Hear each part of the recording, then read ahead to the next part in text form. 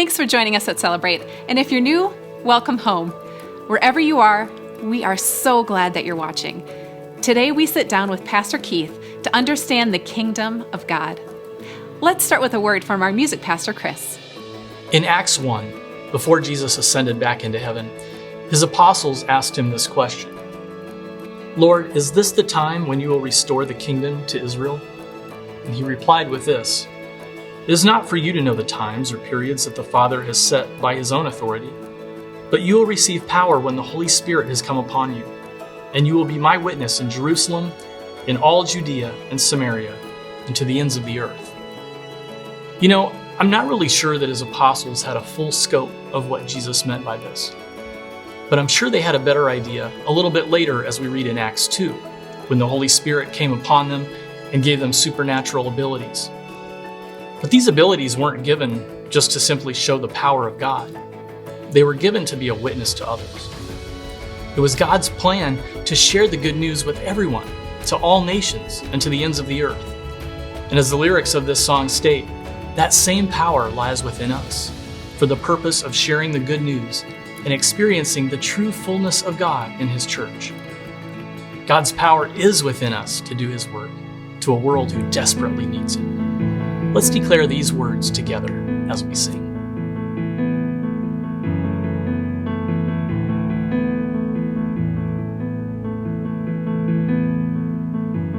Fullness of eternal promise,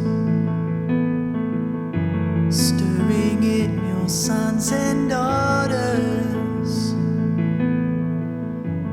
earth revealing heaven's wonders. Spirit come, Spirit come. And what you spoke is now unfolding. All your children shall behold it. Dreams awaken in this moment. Spirit come, Spirit come. Pour it out, let your love run over. Here and now, let your glory fill this house. Pour it out, let your love run over.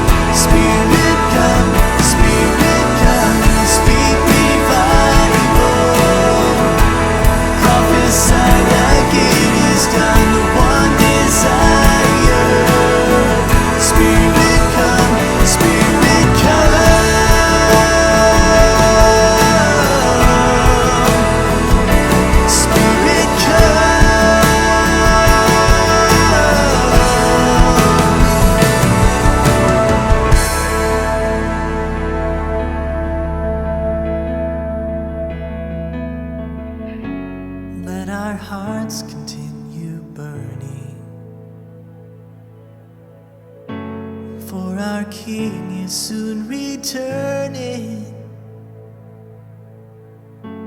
As we hold to this assurance, Spirit come, Spirit come, Spirit come, Spirit come.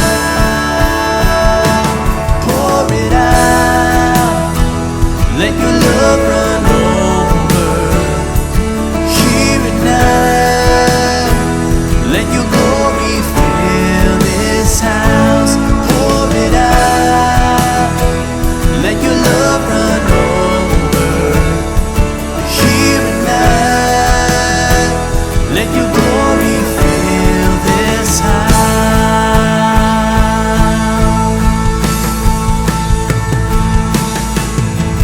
Tongues of fire, testifying of the Son. One desire, Spirit come, speak revival, prophesy like it is done. One desire, Spirit come, tongues of fire, testifying of the Son. One desire, Spirit come, speak revival, prophesy like it is done. One desire, Spirit come, Spirit come,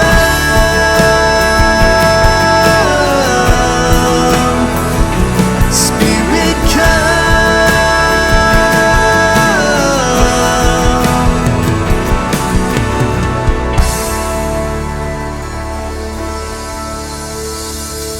Let me tell you about William Gladstone. He was one of the great public icons of England and served as their prime minister for 4 terms. But what was so amazing about him, he was an amazing committed Christian. Now, I want you to keep that in mind because I want to tell you about a story that after one of his many speeches, a very ambitious young man came forward seeking his advice. You can imagine, this guy is an icon. William Gladstone asked him, "So, young man, what do you hope to do when you graduate from college?" The boy replied, "Well, I hope to attend law school just as you did." "Well, that's a worthy goal," said Gladstone. "But what then?" "Well, I hope to practice law and make a good name for myself, defending the poor and the outcasts of society just as you did." Again, young man, this is a very noble goal. "But what then?" "Well, sir, I hope one day to run for parliament and become a servant of the people just as you did." "But what then?" "Well, I would hope to be able to serve our people with great distinction, evidencing integrity and a deep concern for justice, just as you did." "But what then?" "Well, I would hope to become prime minister and serve our people with the same vigor, dedication, vision, and integrity as you, sir." "But what then?" The young man, now growing increasingly uneasy, "Well, I would hope to retire with honors and write my memoirs so that others can learn from my mistakes and my triumphs, just as you did before us tonight." Young man, these are all very noble goals, but I must ask again, what then? The young man thought for a moment and said, "Well, sir, I suppose I would then die." At that, Gladstone smiled and replied, "That is correct. But what then?" The young man, completely baffled, answered, "Well, sir, truth be told, I've never given that any thought." Listen to what Gladstone said. "Young man, the only advice I have for you is for you to go home, read your Bible, and think about eternity." That is great advice. And I believe not just good advice for this young man, but great advice for all of us. I mean, the Bible says what? As a man thinketh, so he is. Let me add, if you will, put it in my context. As a man thinketh, so he lives. Everything comes out of our mind. And yet we all know that this side of heaven's a quick trip. Is that just fair? I mean, the book of Proverbs says what? It's like a vapor in the wind. It's a vapor in the wind. I had one prophet say it this way. It's like a good fart in the wind. And I'm only going to say that because all depends how you live. Play that one out, okay? But here's the deal. Life's a quick trip, right?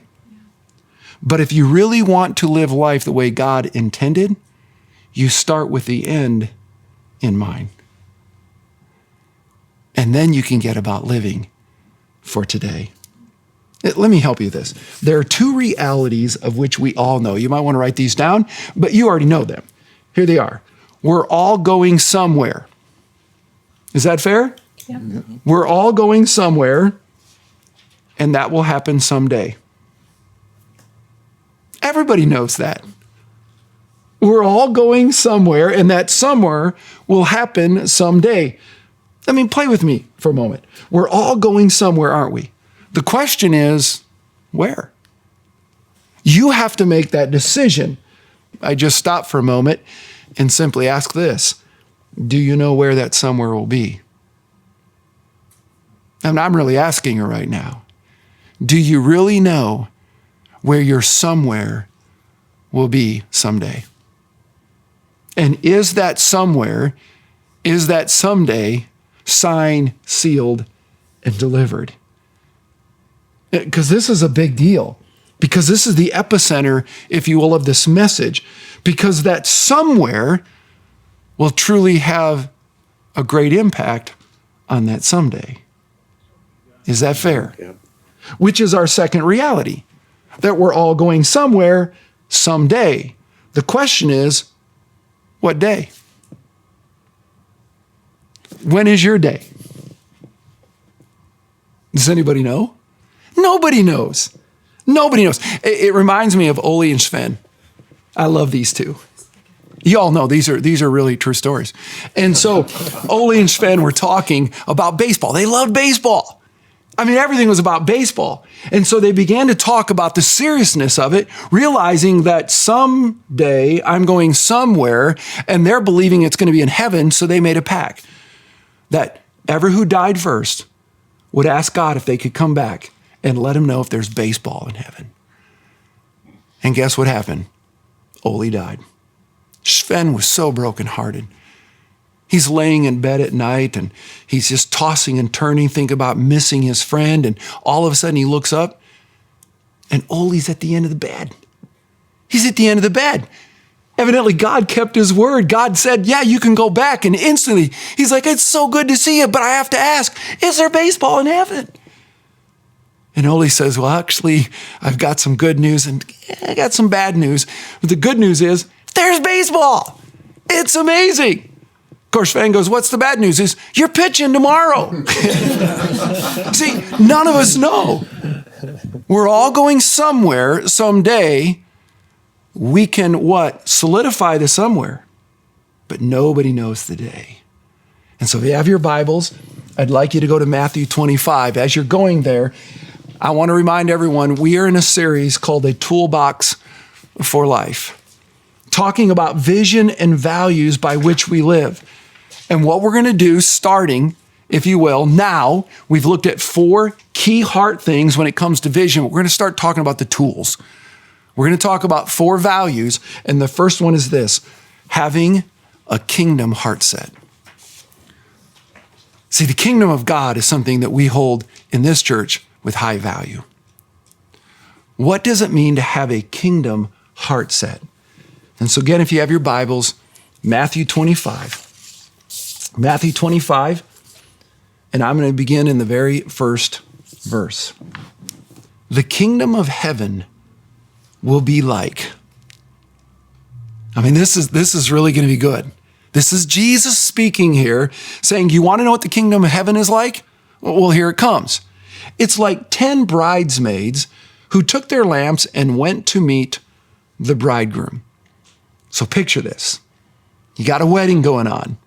You got 10 bridesmaids going out to meet their man. You with me? Verse 2, 5 of them were foolish, and 5 of them were wise. The 5 who were foolish didn't take enough olive oil for their lamps. But the other 5 were wise enough to take along extra oil. When the bridegroom was delayed, they all became drowsy and fell asleep. I want you to picture this as Jesus is painting for us what the kingdom of heaven is like. Notice he's not talking about what is to come. He's literally talking about a very moment that's happening right now. So we have 10 bridesmaids, 5 are wise, 2 are foolish. Verse 6, at midnight, they were aroused by the shout, "Look, the bridegroom is coming. Come out and meet him." All the bridesmaids got up and prepared their lamps. The 5 foolish ones asked the others, "Please give us some of your oil because our lamps are going out." But the others replied, "We don't have enough for all of us. Go to town, go to a shop and buy some for yourselves." Now watch what happens. But while they were gone to buy oil, the bridegroom came. Then those who were ready went in with him to the marriage feast, and the door was locked. Later, when the other 5 bridesmaids, the foolish ones, returned, they stood outside calling, "Lord, Lord, open the door for us." But he called back, "Believe me, I don't know you. So you too must keep watch, for you do not know the day or the hour of my return." We're all going somewhere. We all know it's going to be someday. We just don't have a clue when that day is. But he gave us some great piece of wisdom of what it means to have a heavenly heart set. And I want to help you with that. You know, a few weeks ago, when I mentioned that heaven is right here, right now, I had a gentleman come to me and say, "Pastor, you know, I've always thought that heaven was something that I would eventually go to. But I don't understand." It's literally what he said. "I don't understand when you said heaven is right now. I didn't get it." Well, let me help you with it. We're all going somewhere, right? Right. We're all going somewhere, okay? And we're all going someday, correct? Yeah. But none of us knows when the day is. I mean, tell me right now, who knows when? Okay? I can tell you this. I know some wives, when their husbands are disobeying, they would know when, okay? All right? It might be the right moment, okay? But the fact is, none of us know. And as we read the story, if we don't know when, then we probably should start living now, as if today could be the day. See, here's what I'm getting at. If heaven is our where, then we should probably start living like heaven now. In other words, our lamps are going to go out.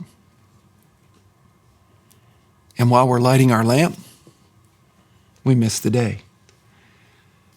And so, what does it mean to live in such a way to having a kingdom heart set, having a heavenly heart set? Well, I want to give you a couple. Here's the first one. I want you to write it down, okay? If I'm going to live with a kingdom heart set, with a heavenly heart set, I'm going to live in the moment.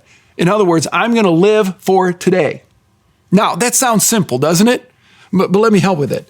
In other words, I want to make every moment count. True? Every moment should count because this moment right now might be my last moment. In fact, I read about a pastor whose dear friend had called him to tell him he had been diagnosed with cancer.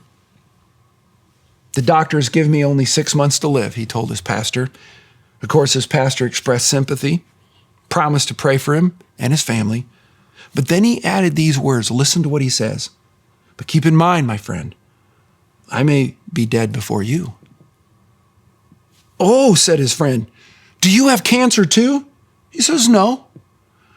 It's just that I do not have the promise of even one day, much less 6 months." Boy, that's a game changer, isn't it? Yeah. And he was right. Every one of us is mortal. Go ahead right now, turn to someone and say, "I'm mortal." So stop. Notice, don't get it wrong. I said mortal, not moron. Okay? All right?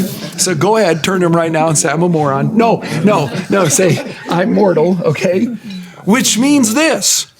If we're mortal, we can die any minute. You can't control it. I can't control it. But let me tell you what we can control right now. That's completely in your control. Live for today. Let me give you 2 ingredients to living for today. First of all, grow yourself rightly. If you're going to live for today, then you want to grow yourself rightly. I mean, we all know a lousy golfer with a new set of clubs is still a lousy golfer. Isn't that just true?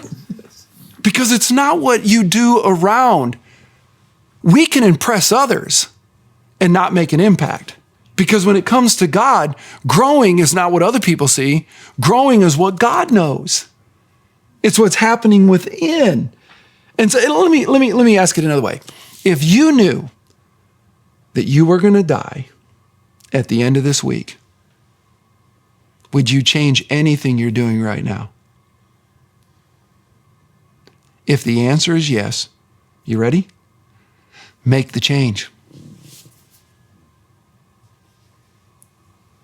Live for today. Make the change.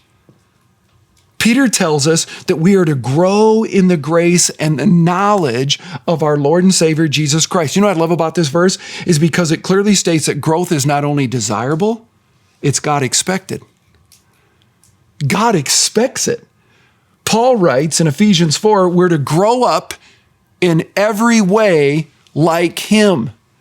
We're to grow up in every way. James tells us that this type of growth will make us perfect and complete, lacking nothing. Now, let me help you with this. The word perfect means without defect or blemish. The word complete means to be blameless. Think about that. God wants us to be without blemish and to be blameless. C.S. Lewis writes, "The Son of God is at your side. He is beginning to turn you into the same kind of thing as himself. He is beginning, so to speak, to inject his kind of life and thoughts into you." Now watch. Beginning to turn the tin soldier into a live man. The part that you don't like, that's the part that's still tin. So what part is it in your life? See, if you're going to grow yourself rightly, if you're going to live in the moment, live in today, you need to grow yourself rightly. You need to ask yourself, what in my life needs to grow and what in my life needs to go? And how you determine those is righteous living. It's living rightly. Let me add one more and we'll talk about it. Any imprint that you will leave here, and we'll all leave one, good or bad, any imprint that you leave here has everything to do with your intentions here. Good intentions mean nothing to God. There's only God intentions. So God says, live. Live for today. Live right now, this moment. And how do I do that? I need to grow myself rightly. And then the second key to this is show yourself righteously. Grow yourself rightly so you can show yourself righteously. Paul tells us that we are Christ's ambassadors. That's what we're supposed to be. Here's what he says. God is making his appeal through us. Think about that. The way God communicates through the world is through you, through me. We're God's ambassadors. He goes on to say, we're to speak for Christ when we plead, come back to God. For God made Christ, who never sinned, to be the offering for our sin so that we could be made right with God through Christ. So let me ask you this.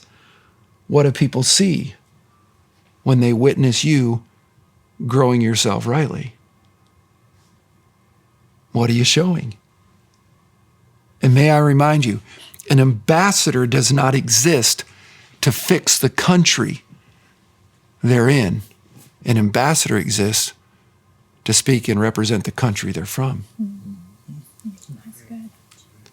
We're to be ambassadors. How you doing? That's why growing rightly is so important.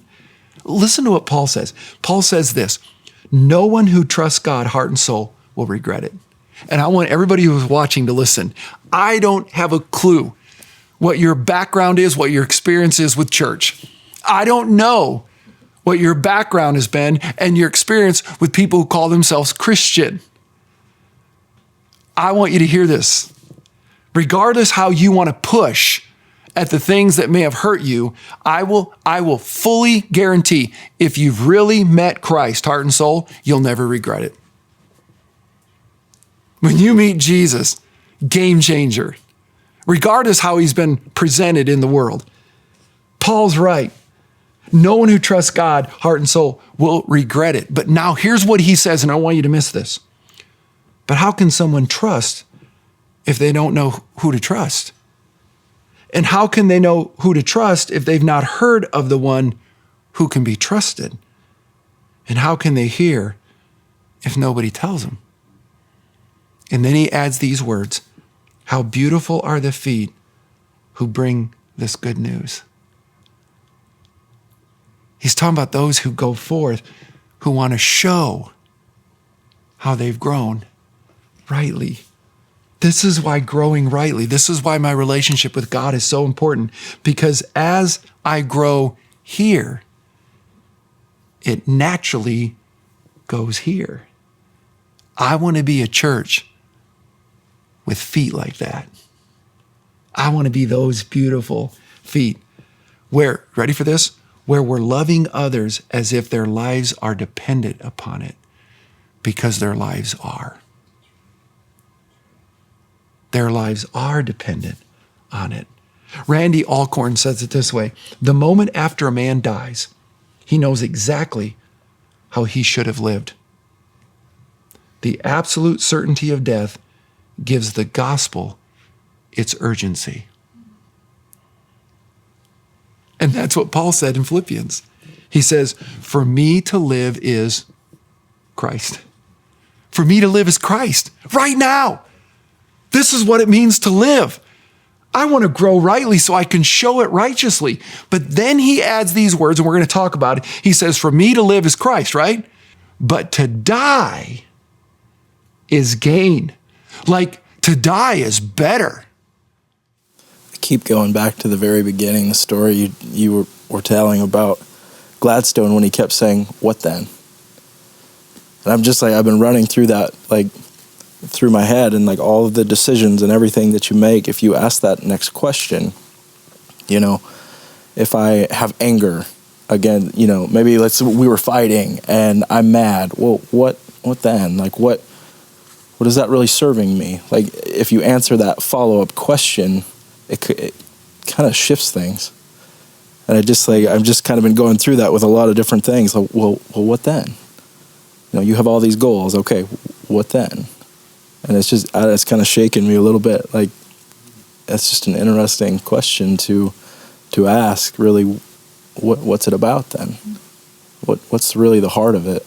And yeah, I keep going back to that.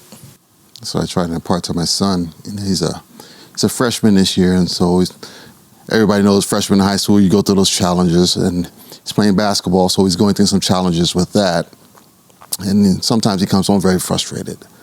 And I just ask him, okay, so what's driving your frustration? And he'll tell me, and it's like, well, you know, what can you do about it? What do you do? What do you do to get past your frustration? Okay, what are the things that you can control to get past that? He said, well, I can do this, this, and that. I said, well, there you go. You've already solved your problem. Yeah, that's good. You've already solved your problem. You know, because like I say, get in the car and I get to see the frustration. It's just coming offering in ways. I said, you solved your problem already because you've already done the things that you need to do. If we really believe that the kingdom of God is now, which I so appreciated how that was presented, and we believe that's now, then everything I do in the day should reflect that. I was reading a book recently, and it challenges said to walk through everything that you do in a day, all the things you do, just the habits, the things you do, write them all down, and then put either a plus beside it, a minus, or an equal. A plus, yes, that helps me achieve that. Minus, no, that doesn't at all. Or equal, it's not, you know, it doesn't neither kind of thing. And then the goal is, okay, if I can add to the plus, but the minus ones, how can I eliminate those out of my life? So that literally every part of my day intentionally is about growing the kingdom of God in all ways, shapes, and forms. And when you list all those things down, you realize, man, there's a bunch of stuff in there that I need to take out. I just need to, that is worthless to that goal of building the kingdom of God. When you asked if you knew you were only going to live a week, would you change anything? The thing that I wrote down was I'd focus less on others' opinions and more on God's. Like, I feel like I spend so much time wondering, like, did I say that right? What do they think? And it's like, but who really cares if I said it with the right heart and if I'm chasing God? Like, just move on and keep, conquering ground for Him. That really struck me. Living for today, living in the moment. And I want to say that again. If we're going to have a kingdom heart set, a heavenly heart set, and that's our center, and that's our focus, then first and foremost, just like Jesus said, we're to love our neighbor as ourselves. And so living for today is a directive of me. True? Yeah. It sounds almost selfish, but it's not. I need to grow myself rightly so I can show myself righteously. So I'm going to live for today. Now, this one's going to mess with you. Here's the second key piece. But I'm going to love you for tomorrow. I'm going to live for today. But my interaction with you is going to be for tomorrow. Now, let me help you with this. C.S. Lewis said this: creatures are not born with desires unless satisfaction for those desires exists. For instance, a baby feels hunger, right? Well, that's why there's such a thing as food. If there was no food that God would created, He wouldn't have put hunger within us because nothing could satisfy it, correct? A duckling wants to swim. That's why there's such a thing as water. Humans feel sexual desire. That's why there's such a thing as sex. And all God's men said, Amen. Okay. That's the end of the message. No, anyway. Okay. But watch this. If I find in myself a desire which no experience in this world can satisfy, the most probable explanation is that I was made for another world. And what's crazy is, again, regardless of how you feel towards organized religion, because I think that's really the issue, or how you feel about this idea of Christianity or anything like that, every human being has this hole that only heaven can fill. And C.S. Lewis is right. You ever heard the words, home is where your heart is? You ever heard those? Okay, well, it's true. Okay? And so if heaven is our home, then how we love is evidence of that heart. Now, let me say it again, because there's a couple words in there you don't want to miss. If heaven is our home, then how we love is evidence of that heart. And what we do in this world is we tend to love today and live for tomorrow. And yet God tells me, no, for you, Keith, you live for today. And when it comes with your love, I want you to love for tomorrow. And that's exactly what God did through Christ. For God so loved the world that He gave His only Son, that whoever would believe, what would happen? They would have what? Everlasting life, eternal life. What's He saying? I so love you for what is to come. And that greatly impacts today. Let me put it in a picture that I think you'll all get. Y'all seen The Wizard of Oz? Mm-hmm. All right? Mm-hmm. Old movie. I mean, want to date a little bit? Anybody know when it was actually filmed? The late 30s. Put that in perspective. Wow. It's crazy, isn't it? I'm here to tell you. The actor's grandkids are dead, okay? I mean, this is an old film. But I say all that because it's still making a profound impact in our world today. But here's the key to the movie. It's Dorothy's impact. Have you ever thought about this? She impacted no one in Oz because she was in Oz. Her impact is that she kept longing for home. And in this longing, of which she continued to talk about, she literally changed the life of a brainless scarecrow, a heartless tin man, and a cowardly lion, all because of there's no place like home. There's no place like home. Had home come? No. But it was her love for tomorrow that she lived in the moment of today, and it changed their entire lives.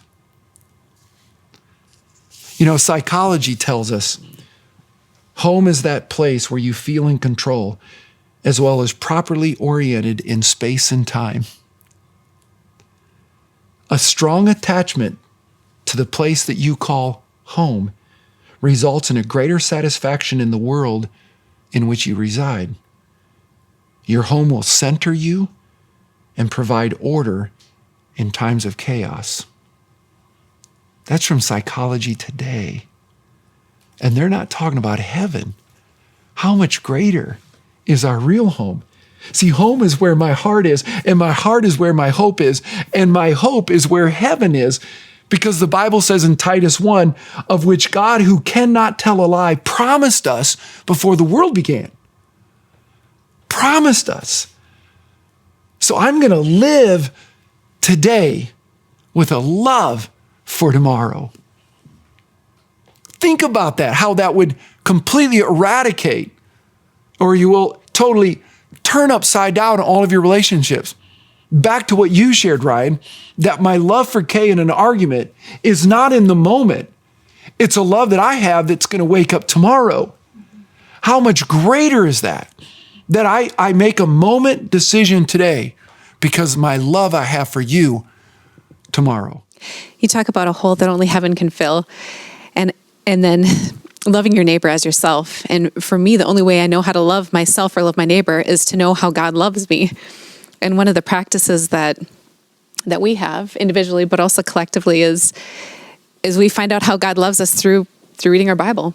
That's kind of what we do for fun. We just sit down and we talk and what we're learning, and we have conversations. And out of those conversations, more often than not, there is a conversation that happens throughout the week with someone else that, even though we were learning from the Bible, we were able to share that with someone else.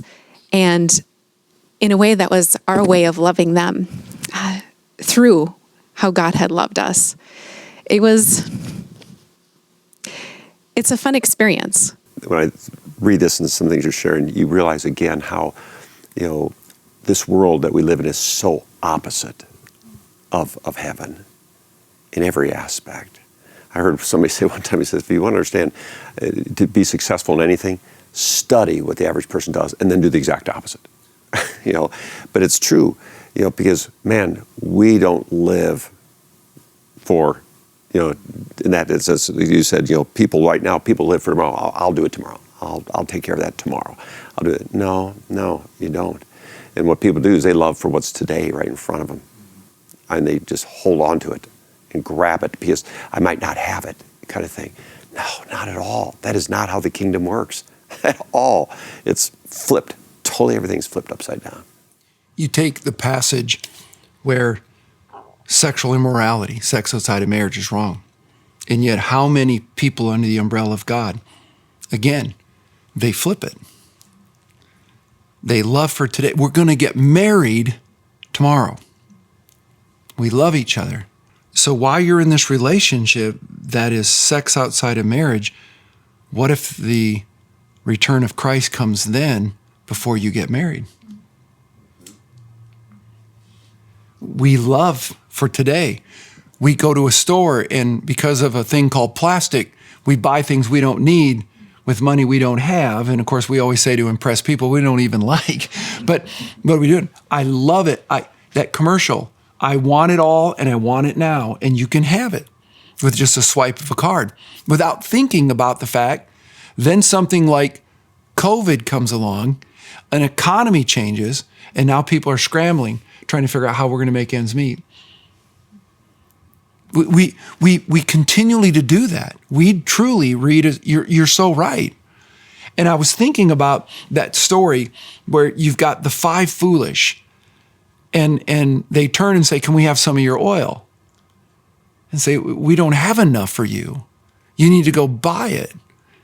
And I think about how many of us, while we're away, while we're chasing the things that we think are so right. And by the way, some of the chase isn't wrong. And I really mean that. Some of the chase isn't wrong. It's just you need to ask yourself, what is the heart in the moment of what I'm chasing? Because we have people that on the weekends, they're running their kids here, running their kids there, running them there. But my question is then are you being Christ there? But here's a thought for you under the umbrella of Christ. When you're in the stands and you're hurling things at an official who did something unfairly to your child, and watch what happens. What the are you? And Jesus comes back in that moment. See, we'll justify, but we're not what? We didn't grow ourselves rightly because we're reacting in a moment wrongly, which we're not now showing Christ righteously. We're not living in that moment because we're not even thinking about loving for tomorrow. But that moment has great impact on the people who are watching and how they're going to live tomorrow. Do you see how that works? I have to live now. I have to be responsible for Keith now. I need to be growing myself in Christ now. That is most important to loving my neighbor as myself. My love should not be now.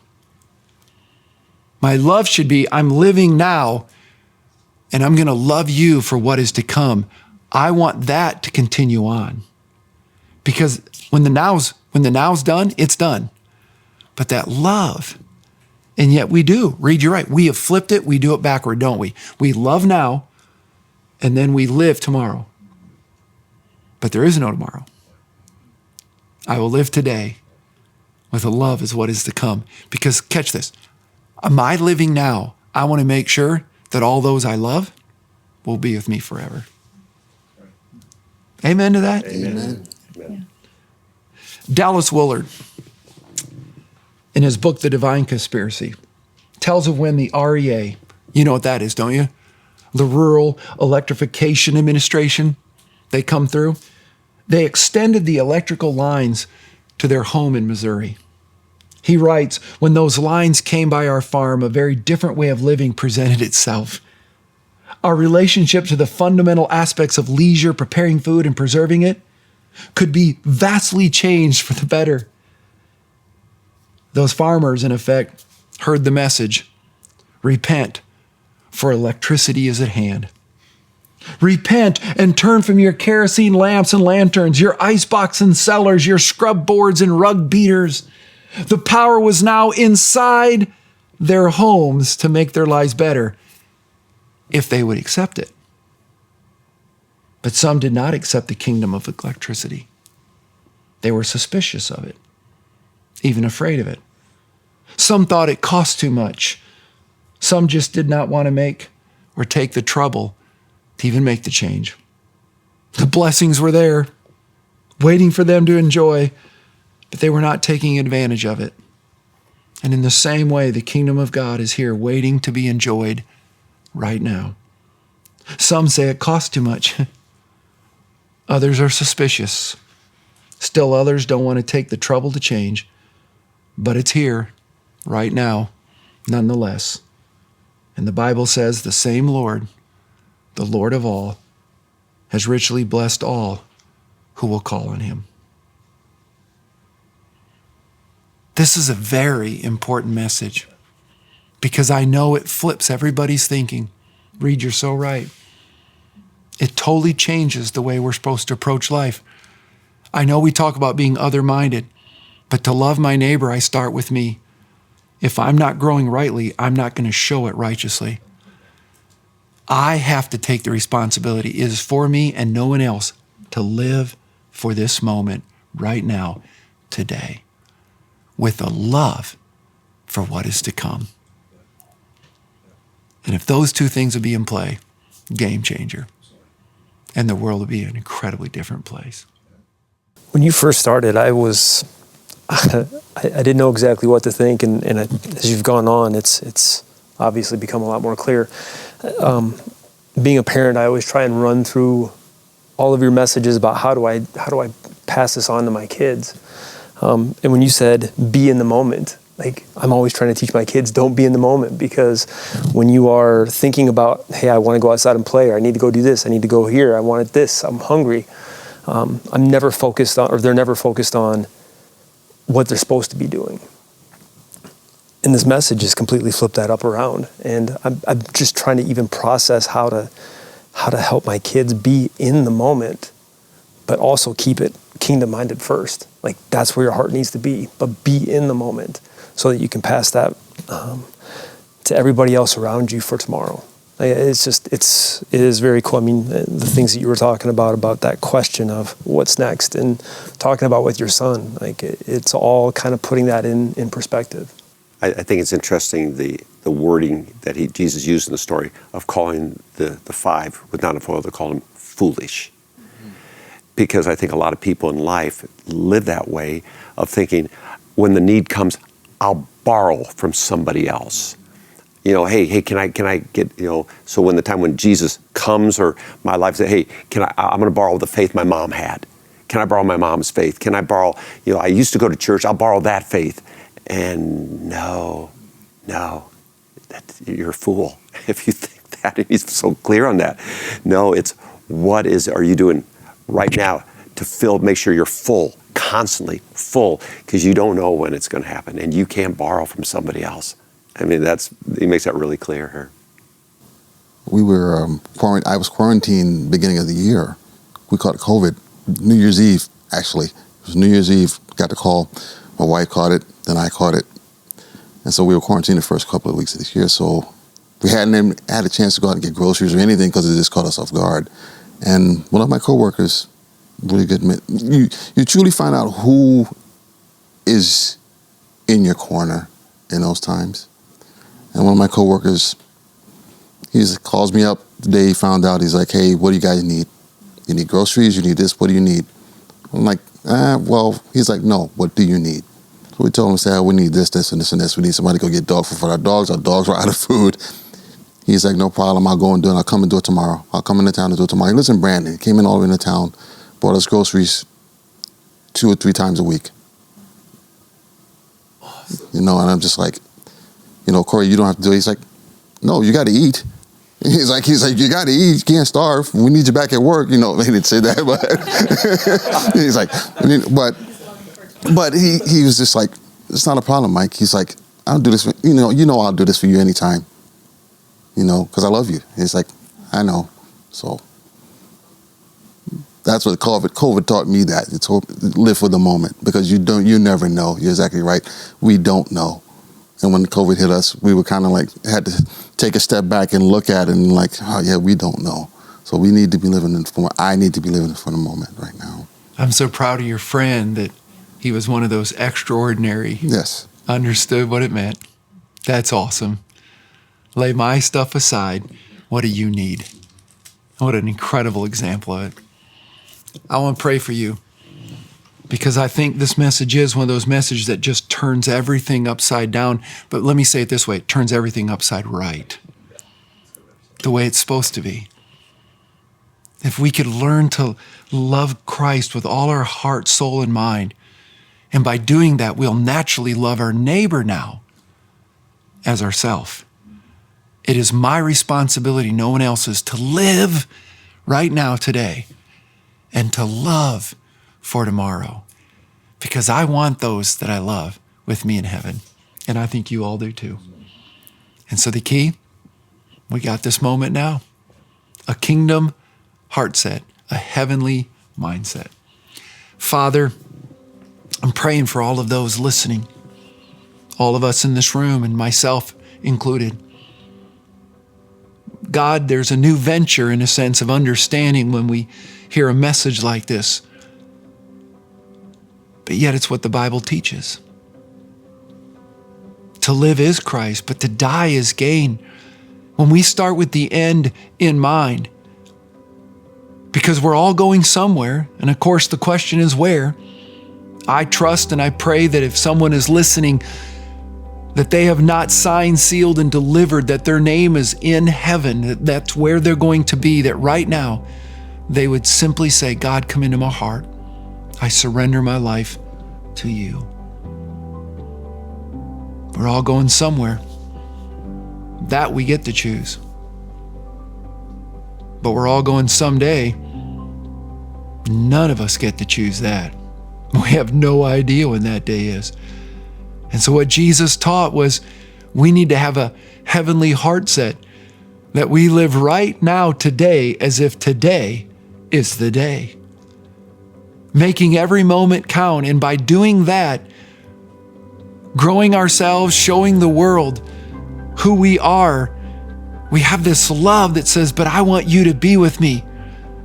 Whether that be today, a week, a year, whenever it is, I want you in heaven with me. And I'm going to live with that kind of love.